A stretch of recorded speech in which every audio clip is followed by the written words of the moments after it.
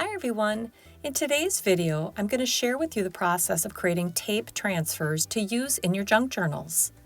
Tape transfers are transparent or semi-transparent embellishments made with images or text from old books, magazines, and laser photocopies that are then transferred to clear tape or contact paper. I prefer the versatility and look of matte contact paper. Contact paper comes in one long continuous sheet that can be cut to size. This is why I like it. Packing tape, on the other hand, comes in strips. You can overlap the strips for more coverage, but it would create seams on your tape transfer in the process. Packing tape will also give your tape transfer a glossy appearance. They do sell wider rolls of packing tape, but it's quite expensive, so I tend to lean towards the contact paper. I'm using an extra page from a French version of a Little Golden Book, in addition to some text from a French art book, sheet music from a children's songbook, and an ad from an old magazine to create my tape transfers.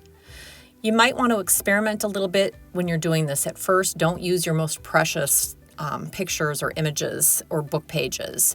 Experiment, because I've found that some inks don't transfer as well as others. It does seem to be that the older books work best, and the older magazines and things like that, but I would first test it out on something that doesn't have a whole lot of emotional value for you. I decided to use packing tape for this ad that I'm pulling out of the magazine here. Just simply lay the tape across the image or the text in strips. So you're going to see I'm going to pull it off in just regular strips, and I'm going to place it over the ad.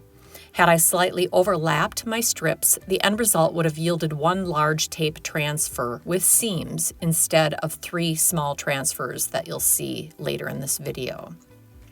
So you're going to first lay your strips down on top of your page and smooth it down as best you can with your fingers. And you're going to see me doing this here before I move on to the next step. After laying down the tape, you're going to want to cut it down to size so only the tape-covered paper remains. Use a bone folder or a credit card to smooth down the tape further, going over it several times to make sure no pockets of air remain. This is important for the next step.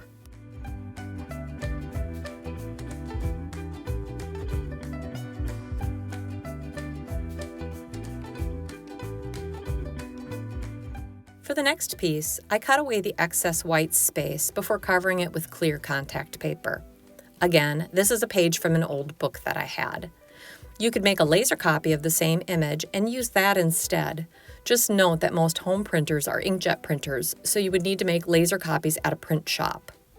When doing this, you're going to cut your contact paper down to size, and then you're going to peel off the waxed backing to expose the sticky side of the contact paper.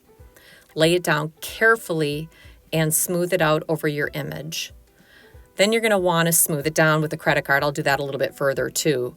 First, I'm going to cut off some of this sticky stuff, but then you're going to smooth it down with the credit card just like you did with the last transfer, making sure all air bubbles are removed.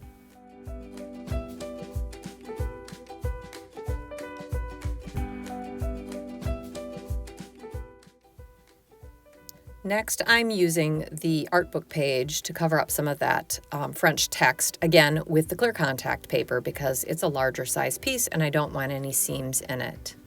So you're going to notice with this piece, I just go through the same steps that I did with the duck.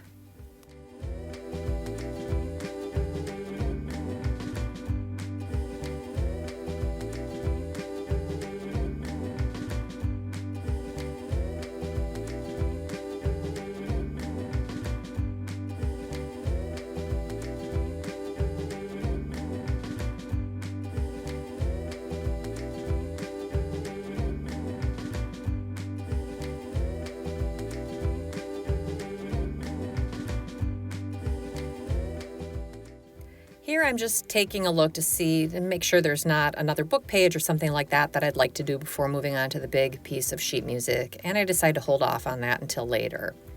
For the sheet music, it's pretty large. It came from a pretty large size book. When using contact paper on large pieces, it works best to first peel away a small portion of the waxed backing to expose just the top of clear sticky paper. You're going to stick just that top portion to the paper, getting everything lined up before slowly removing the rest of the waxed backing. If you goof it up, it's pretty forgiving. You just carefully remove the contact paper and start over again. I actually had to do that, and I flipped it to the other side, which you'll notice here in my video. I didn't share the goof up, but you'll see the tears on the opposite end when I lay it down.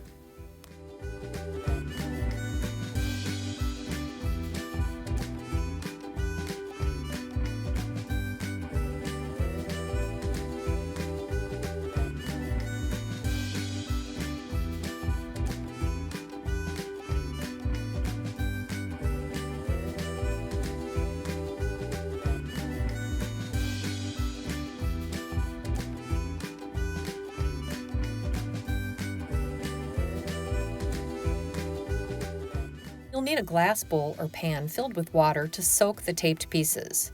Make sure they're fully submerged.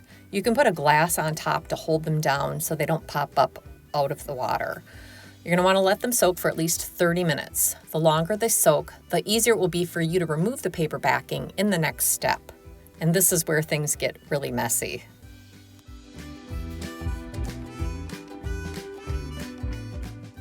Once your pieces have soaked, you're going to carefully rub the paper off the back of the tape or contact paper. Work in small sections at a time. Don't rub too hard or you might accidentally remove the ink as well. Your goal is to remove the paper alone. If you're struggling as you're doing this, soak the papers again for another 30 minutes at least. You can't soak them too long. Once you've removed the paper, you're going to want to lay the pieces sticky side up on a towel to dry.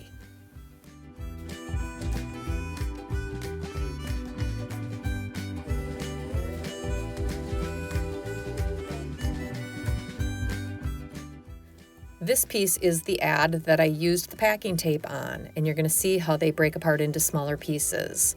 The packing tape actually works really well as far as removing the paper goes. It seems to go a little bit faster than the contact paper transfers do. But again, you're going to have smaller strips unless you overlap the tape on the original image. And it's going to be glossy as well versus the matte contact paper, the matte clear contact paper that I'm using. I'll link that paper, by the way, in the description here. You can kind of see how it's starting to show up here. You got a peek at the transfer.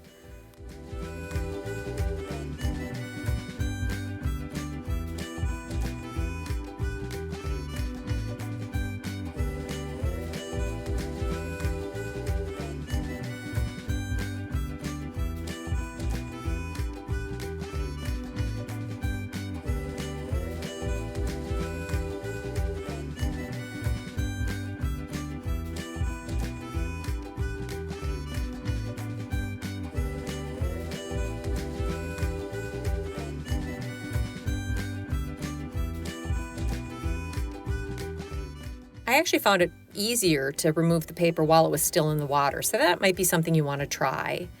The next part of the video, you're going to see me using another tape transfer that I made on a junk journal page. I just stuck it on there with a glue stick. I haven't done anything fancy with the page. I just wanted to put it on the page. But you can see how the colors and the image really stays on that contact paper, and the text is there as well. So you can layer this on top of other elements, and it just makes a really unique, inexpensive embellishment for your junk journal. I hope you enjoyed this video and have fun with this new technique. Bye.